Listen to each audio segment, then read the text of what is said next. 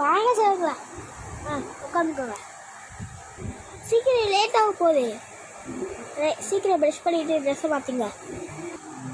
பாருங்க யாரும் என்ன என்ன செல்ல விளையாண்டா.